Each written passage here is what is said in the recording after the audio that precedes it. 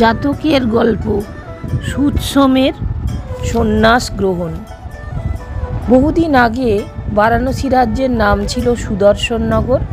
তখন সেই রাজ্যেরই রাজা ছিলেন ব্রহ্মদত্ত। ব্রহ্মদত্ত একসময় একটি পুত্র সন্তান লাভ করেন। ফুটফুটে সুন্দর ছিল শিশুটি। মহারাজ পুত্রের সুন্দর রূপের জন্য তার নাম দিলেন সোমকুমার। আসলে বোধিসত্ত্ব সোমকুমার রূপে জন্মগ্রহণ করলেন। ধীরে ধীরে রাজপরিবেশে সোমকুমার বড় হতে লাগলেন। বড় হয়ে সোমকুমার সোম রস খেতে শুরু করলেন। তাই তার নতুন নামকরণ হলো সুতসোম।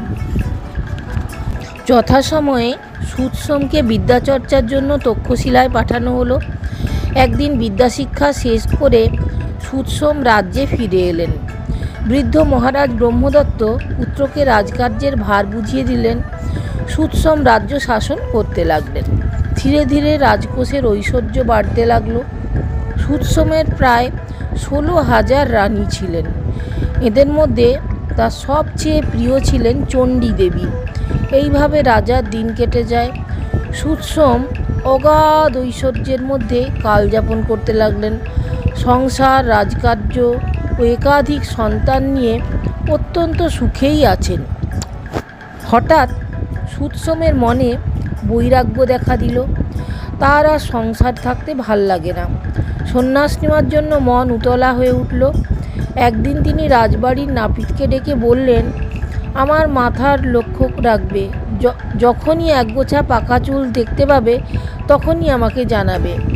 রাজবাড়ির নাপিত ঘাড় নেড়ে সম্মতি জানিয়ে বিদায় নিল। এই ঘটনার কিছুদিন পর নাপিত মহারাজের চুল কাটতে গিয়ে মাথায় একগাছা সাদা পাকা চুল দেখতে পেল। সুতসোমকে সে বলল, মহারাজ, আপনার মাথায় একগোছা সাদা চুল দেখতে পাচ্ছি। নাপিতের কথা শুনে মহারাজ চুল ছিঁড়ে তার হাতে দিতে বললেন। নাপিত সন্তর্পণে পাকা চুল তুলে মহারাজের হাতে দিল। মহারাজ সুতসোম পাকা চুল হাতে নিয়ে রাজদরবারে সমস্ত মন্ত্রী, সেনাপতি, অমর্ত্যবর্গকে ডেকে পাঠিয়ে বললেন, আপনারা মন দিয়ে আমার কথা শুনুন।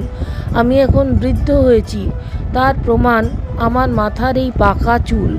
অতএব এখন থেকে আমি রাজ্যভার ত্যাগ করে সন্ন্যাস নেব।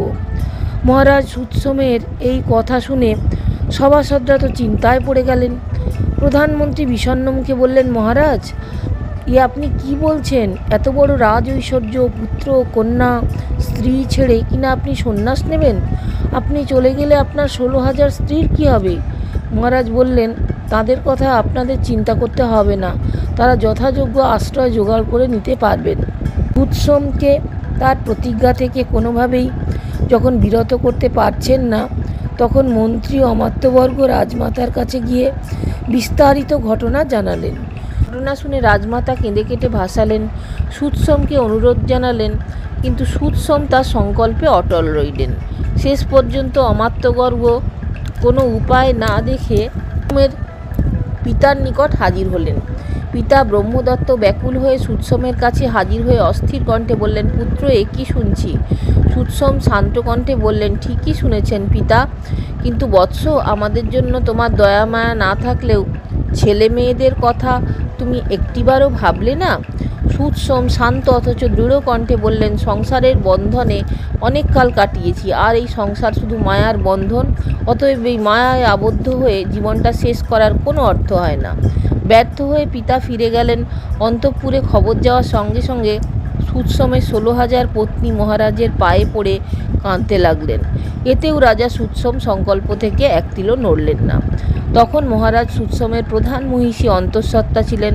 তিনি খবর পেয়ে চলে এলেন অনুরোধ জানাতে। মহারাজের 7 বছরের ছেলেটিও এলো। সে বাবার গলা জড়িয়ে ধরে বলল, বাবা, এবার দেখিয়ে আপনি কি করে চলে যান? সুতসোম রাজপুত্রের কথায় একটু কাতর হয়ে পড়লেন, কিন্তু সামলে নিলেন। সেনাপতি ভাবলেন, রাজকোষে হয়তো পর্যাপ্ত অর্থ নেই, তাই মহারাজ সন্ন্যাস গ্রহণ করছেন। তাই সেনাপতি বললেন, মহারাজ, আপনি কি রাজকোষের অর্থের কথা চিন্তা করছেন? সেখানে পর্যাপ্ত পরিমাণে অর্থই আছে। এক বণিক পাশে দাঁড়িয়ে তাদের সব কথা শুনছিল। সে বলল, মহারাজ, আমার কাছে যে পরিমাণ অর্থ আছে তা 100 লোক সারা জীবন পারবে না। আমি সব অর্থ আপনাকে দিয়ে দেব। কেবল আপনার কাছে অনুরোধ যে আপনি আমাদের ছেড়ে যাবেন না। এত কাণ্ড করেও সুতসমকে কিন্তু আটকানো গেল না। তিনি বললেন, সংসারে আমার প্রয়োজন ফুরিয়ে গেছে। তোমরা এবার নিজেদের মনোমতো রাজা নির্বাচন করে রাজ্য চালাও। এই বলে সুতসম রাজপ্রাসাদ ছেড়ে রাস্তায় নেমে পড়লেন। সারা দেশে শোকের ছায়া নেমে এলো। সুতসম গৃহত্যাগী হওয়ার সঙ্গে সঙ্গে রাজ্যের সকলে বিনা দ্বিধায় রাজার খোঁজে বেরিয়ে পড়লেন। গভীর জঙ্গলে রাজাকে ধরে ফেললেন। রাজাকে অনুসরণ করে তারাও রাজার সঙ্গে সঙ্গে যেতে লাগলেন।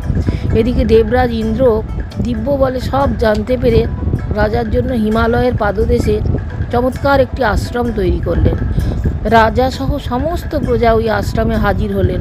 তারা সবাই আশ্রমবাসী হয়ে রইলেন।